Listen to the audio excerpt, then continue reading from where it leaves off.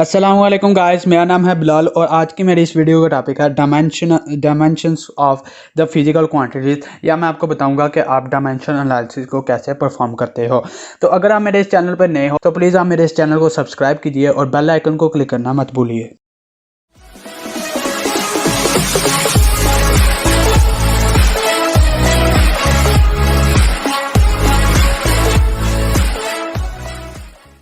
Each base quantity, हर एक जो base quantity होती है इज़ कंसिडर्ड अ डायमेंशन। उसको हम एक डायमेंशन कंसिडर करते हैं denoted by a specific symbol, जिसको एक स्पेसिफिक सिंबल से हम रिप्रेजेंट करते हैं, written within the square brackets, जिसको स्क्वायर ब्रैकेट्स में लिखते हैं। स्क्वायर ब्रैकेट होती है ये। अच्छा, बेस क्वांटिटीज़ मैंने आपको अपने पहले लेक्चर में समझाई थी, जो कि थी length, mass, time, temperature, current and ETC। मैं डिस्क्रिप्शन में लिंक देता हूँ, आप उधर से जाके बेस कंसेप्ट का आइडिया ले सकते हैं। तो ये जो बेस क्वांटिटीज़ होती हैं इनको हम एक डायमेंशन कंसीडर कर लेते हैं और उनको एक स्पेसिफिक सिंबल से जाहिर करते हैं। जैसे कि लेंथ के लिए L का सिंबल इस्तेमाल करते हैं, मास के लिए कैपिटल M का, टर्म के लिए कैपिटल T का।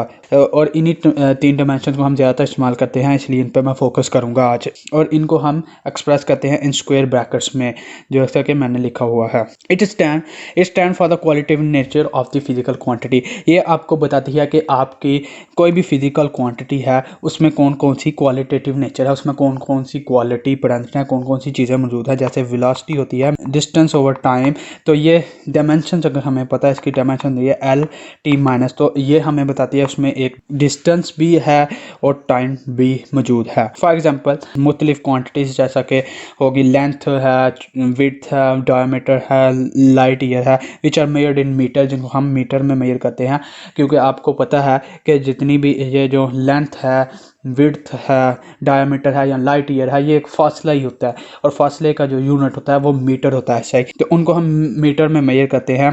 डिनोट सेम डायमेंशन, तो उनकी एक सेम डायमेंशन होगी एंड हैज़ अ डायमेंशन, और उनकी जो डायमेंशन होगी वो L होगी, कैपिटल L, क्योंकि लेंथ के लिए हमेशा हम यूज़ करेंगे capital L। Similarly mass and time dimensions are denoted by capital M and capital T, और उनको स्क्वायर ब्रैकेट्स में हम बंद कर देते हैं। स्पीड की डायमेंशन आपने अब कैसे फाइंड आउट करनी है, आपको पता है कि स्पीड जो होती है वो बराबर होती है डिस्प्लेसमेंट बाय टाइम। डिस्प्लेसमेंट क्या है, फासला है, एक लेंथ है, तो लेंथ के लिए आपको पता है डायमेंशन इस्तेमाल होती है L, और टाइम के लिए डायमेंशन अभी मैंने आपको बताई वो होती है टाइम। तो T का लिख देंगे टाइम, तो टाइम के लिए लिख देंगे कैपिटल T।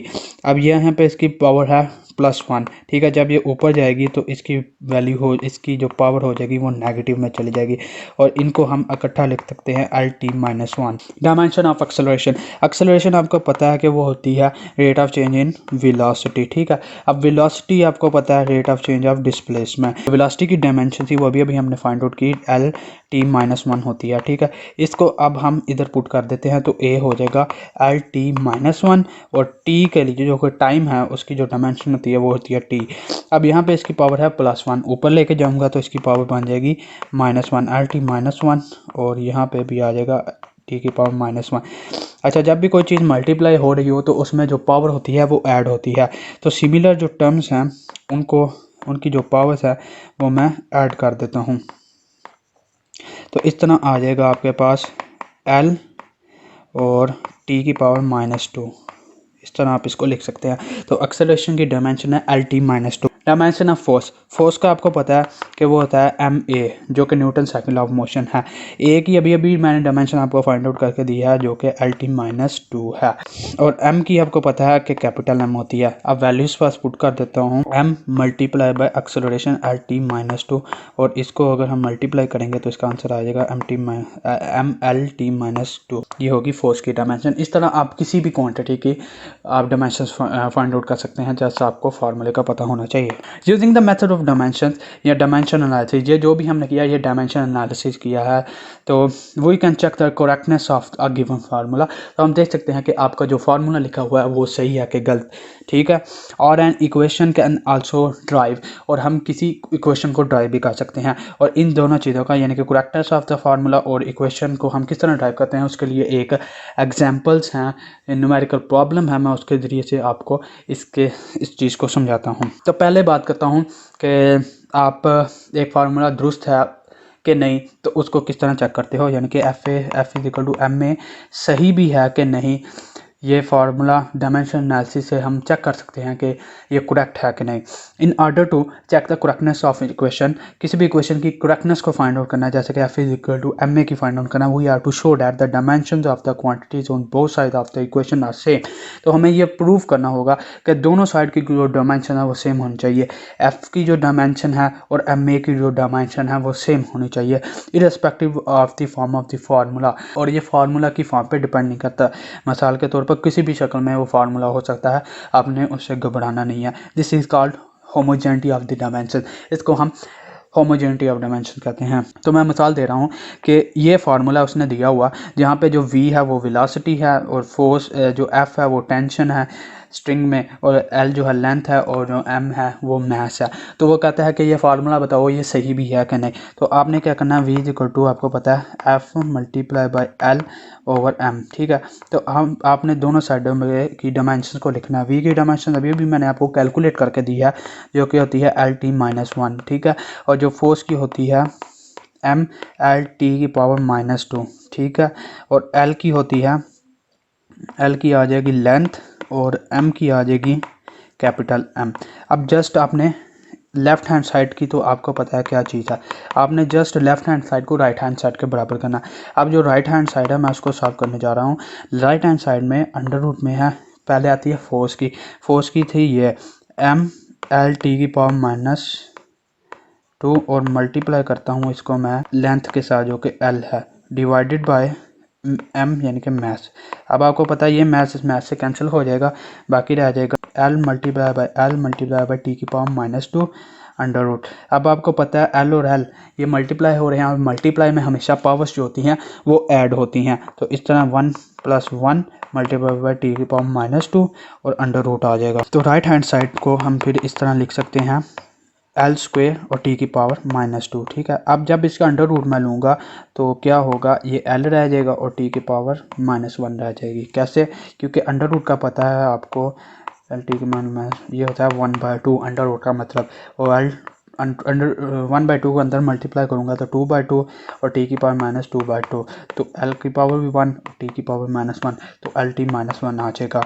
तो इस तरह राइट हैंड साइड जो है वो है एल टी माइनस वन, और जो कि वेलोसिटी की डायमेंशन थी एल टी माइनस वन, जो कि लेफ़्ट हैंड साइड थी। और अगर लेफ़्ट हैंड साइड, जैसा कि आपको पता है कि left hand side right hand side के बराबर आ गया, तो ये जो फार्मूला है जो करेक्ट है, और यही आपने प्रूव करना था। दूसरे नंबर पे मैंने आपको कहा था कि हम इससे कोई इक्वेशन भी ड्राइव कर सकते हैं, और यही इस फार्मूले की सक्सेस का बड़ा राज है। अब इसको एक एग्जांपल से मैं समझाता हूँ कि आपके पास एक बॉब है जिसको आपने एक रस्सी से लटकाया हुआ है, और वो अपनी मीन पोजीशन का गिर्द मोशन में है, और जो इसका जो टाइम पीरियड यानी कि एक चक्कर मुकम्मल करने में उसको जितना टाइम लगता है उसको टाइम पीरियड कहते हैं। तो टाइम पीरियड इसका 4 चीज़ों पर डिपेंड कर रहा है। एक लेंथ ऑफ पेंडुलम पर डिपेंड कर रहा है कि पेंडुलम की लेंथ क्या है, मास ऑफ द बॉब क्या है, angle theta which the thread makes with the vertical, और last acceleration due to gravity पे डिपेंड करता है। तो मैं लिख सकता हूँ जो टाइम है वो डायरेक्टली प्रोपोर्शनल है, एक है लेंथ के ऊपर मैं ए लिखता हूँ, और एक मैस पे है उसके ऊपर मैं बी लिखता हूँ, एक थीटा पे है वो उसके ऊपर सी लिख देता हूँ, कोई भी कांस्टेंट। ये पावर है, तो पावर अभी मैं कैलकुलेट करूँगा, और उसके मुताबिक मेरा फार्मूला और एक इक्वेशन ड्राइव होगी, और जी की वैल्यू है डी, ठीक है। अब आपने ए बी सी और डी को फाइंड आउट करना है। अब आपको पता है जब प्रोपोर्शनैलिटी साइन को हटाएंगे तो एक कांस्टेंट आएगा, और एल की वैल्यू थी ए, एम की वैल्यू थी बी, थीटा की वैल्यू थी यानी कि पावर थी सी, और जी की पावर थी डी, ठीक है। इतनी बात आपने ध्यान में रखनी है। अब इनकी डायमेंशंस लिख लो, यहाँ पर टी, ठीक है, और एम भी लिख लेता हूँ और एल भी लिख देता हूँ, क्योंकि कंपेयर करना इजी रहेगा। अब यहाँ पे अगर मैं लिख दूँ इनकी पावर, यहाँ पर टी की पावर तो 1 है, यहाँ पे इसकी पावर 0, इसकी पावर 0, किसी भी जो पावर हो ना 0, तो उसका मतलब होता है 1, और 1 अगर टी से मल्टीप्लाई करेगा यहाँ पे तो टी ही आएगा, तो इस इक्वेशन पे कोई फ़र्क नहीं पड़ेगा। तो बस के, और ये जो लेंथ थी उसकी डायमेंशन एल होती है, और उसकी पावर आ जाएगी ए, और एम की डायमेंशन कैपिटल एम आएगा, और इसकी पावर बी आएगी, और थीटा की डायमेंशन नहीं होती, तो उसके लिए एल इंटू माइनस वन लिख देता हूँ, उसकी पावर बन जाएगी सी, और जी की जो डायमेंशन होती है एक्सेलरेशन की वो एल टी माइनस टू है, और उसकी पावर आ जाएगी डी। अब आपने करना क्या है कि इस इक्वेशन को ज़रा सादा सा बना लेना है, आसान बना देना है। m की पावर 0, l की पावर आ जाएगी 0 और k l की पावर है a, m की पावर है b और l c और l की पावर है d और t की पावर है -2d। अब इसको और सिंपल कर लो। t की पावर आएगा 1, m की पावर आएगा 0 और l की पावर आएगा 0। k इंटू l, l की क्या है a है और d है और c भी है, तो मल्टीप्लाई में जो पावर्स होती हैं वो ऐड होती हैं। l की पावर a, एक होगा d और एक होगा यहाँ पे है c, अंदर जाएगा तो मल्टीप्लाई का c वैल्यू आएगी तो c और एक आएगा -c। ठीक है, फिर उसके बाद m की पावर आएगी b और उसके बाद t की पावर आ जाएगी -2d। सबसे पहले आप टाइम को कंपेयर कर लीजिए। टाइम लेफ्ट हैंड साइड पे टाइम की जो पावर है वो है 1 और राइट हैंड साइड पे जो टाइम की पावर है वो है -2d। आप कंपेयर कर लीजिए, 1 is equal to, basis same है तो 1 इज इक्वल टू -2d आ जाएगा, तो इस तरह d की वैल्यू हो जाएगी -1/2। इसी तरह आप मैथ्स को कंपेयर कर लीजिए। मैथ्स की लेफ्ट हैंड साइड पे पावर है 0 और राइट हैंड साइड पे मैथ्स की पावर है b, तो इस तरह हमें पता चल रहा है बेसिस सेम है तो b की वैल्यू आ जाएगी 0। तीसरे नंबर पे l आता है, तो l की लेफ्ट हैंड साइड पे पावर है 0 और राइट हैंड साइड पे उसकी पावर है a + d + c - c।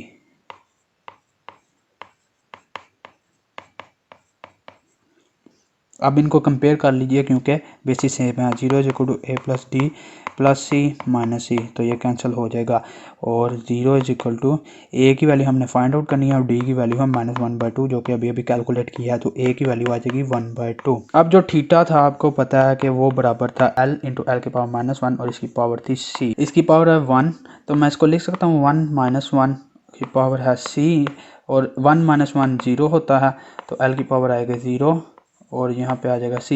किसी भी चीज़ की पावर 0 हो तो वो होती है 1, 1 की पावर c, तो थीटा यहाँ पे आ जाएगा 1। ये भी चीज़ आपने याद रखनी है। अब देखें ये जो इक्वेशन थी इसमें a b c के वैल्यूज़ को पुट कर दो।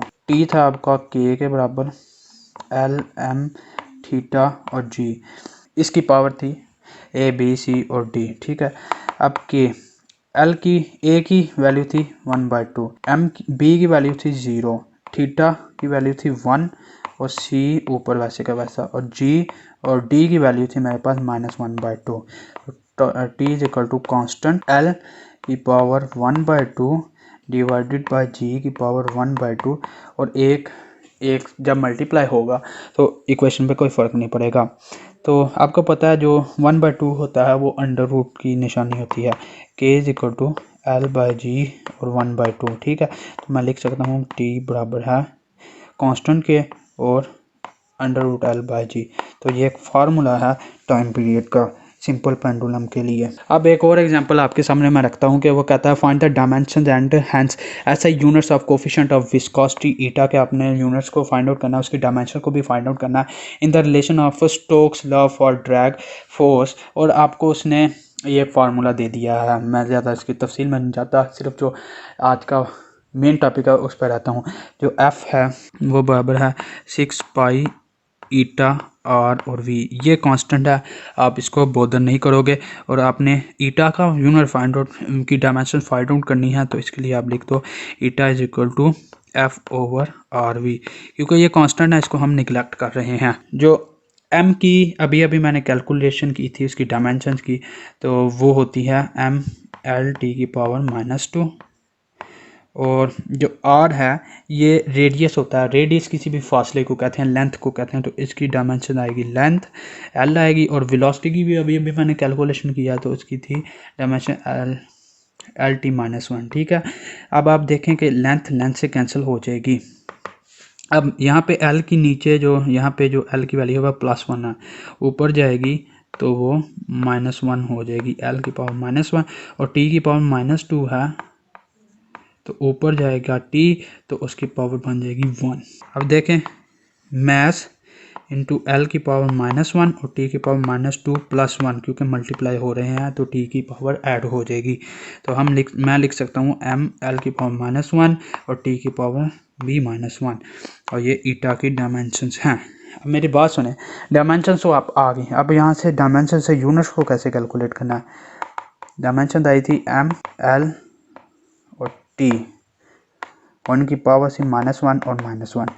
m मैथ्स का होता है, m मैथ्स की डायमेंशन है इसलिए मैं kg लिखूंगा।